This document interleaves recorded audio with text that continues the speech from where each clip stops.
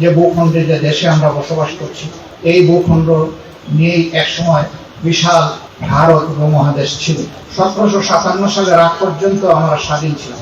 1757 থেকে শুরু করে 1947 পর্যন্ত 190 বছর ব্রিটিশরা আমাদেরকে শোষণ করেছে। তারপরে 1947-এর 14ই আগস্ট পাকিস্তান নামের একটি রাষ্ট্র ভারতের বুকে স্বাধীন রাষ্ট্র হিসাবে জন্ম নেয়।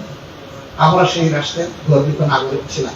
এই রাষ্ট্রটি যে স্লোগানের ভিত্তিতে প্রতিষ্ঠিত হয়েছিল, রাষ্ট্রের কর্মধারা সেই চেতনা এবং স্লোগান থেকে দূরে সরে যাওয়ার কারণে আমরা দেখেছি সেখানে অবিচার এবং বৈষম্য দানা বেঁধেছিল।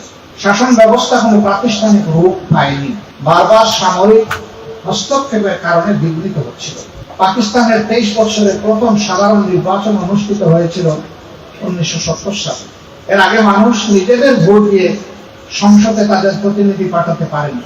বেসিক ডেমোক্রেসির মাধ্যমে ইউনিয়ন পরিষদের যারা চেয়ারম্যান এবং মেম্বার ছিলেন, তাদের ভোটে জাতীয় পরিষদ এবং প্রাদেশিক পরিষদের সদস্যরা নির্বাচিত হতেন। জনগণের সরাসরি ভোটে তারা নির্বাচিত হতেন না। 70 সালে এই প্রথম সাধারণ নির্বাচন অনুষ্ঠিত হয়েছে। সে নির্বাচনে আওয়ামী লীগ তৎকালীন পূর্ব পাকিস্তান, যা আজকের বাংলাদেশ, এই অংশে 163 আসনের মধ্যে 161 আসন পেয়েছে। আর পশ্চিম পাকিস্তানের 300 আসনের অপর অংশটি ছিল, সেখানে 78 আসন পেয়েছিল পাকিস্তান পিপুলস পার্টি।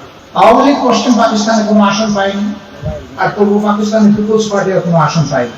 সংকট তৈরি করলেন জুলফিকার আলী ভুট্টো, যিনি পিপুলস পার্টির নেতা ছিলেন। তিনি বললেন, যেহেতু শেখ মুজিবের কোনো আসন নেই পশ্চিম পাকিস্তানে আর আমার কোনো আসন নেই পূর্ব পাকিস্তানে, কাজেই একজন প্রেসিডেন্টের আধারে আমরা 2 জন প্রধানমন্ত্রী থাকবো।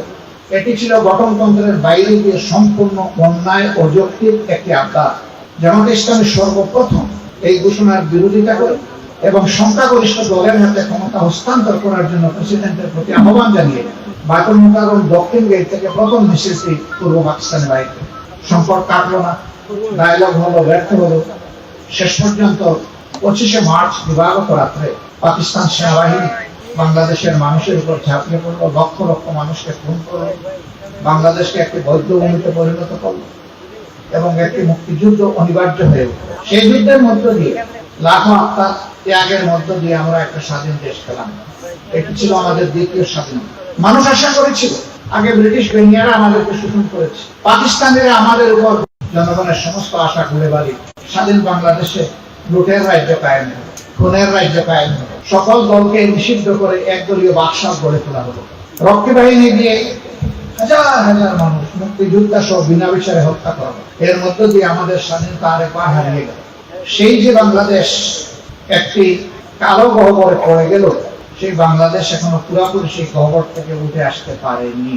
আর বিশেষ করে বিগত 15.5 বছর যারা যেভাবেই ক্ষমতায় ছিলেন, তারা জাতিকে উন্নয়নের রাজপথে উঠিয়েছিলেন, মহাসড়কে উঠিয়েছিলেন এবং তারা বিশ্বে উন্নয়নের রোল মডেল প্রতিষ্ঠিত করেছিলেন বলে নিজের মুখেই বারবার তারা এই দুটি ঘোষণা দিয়েছিলেন।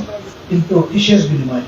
জাতের রক্তের বিনিময়ে, জাতির অর্থ চুষে নেওয়ার বিনিময়ে, মানুষের ইজ্জত লুণ্ঠন করার বিনিময়ে, কণ্ঠ স্তব্ধ করে দেওয়ার বিনিময়ে, সকল দলকে কোণঠাসা করে আবার একদলীয় বাকশাল কায়েম করার বিনিময়ে।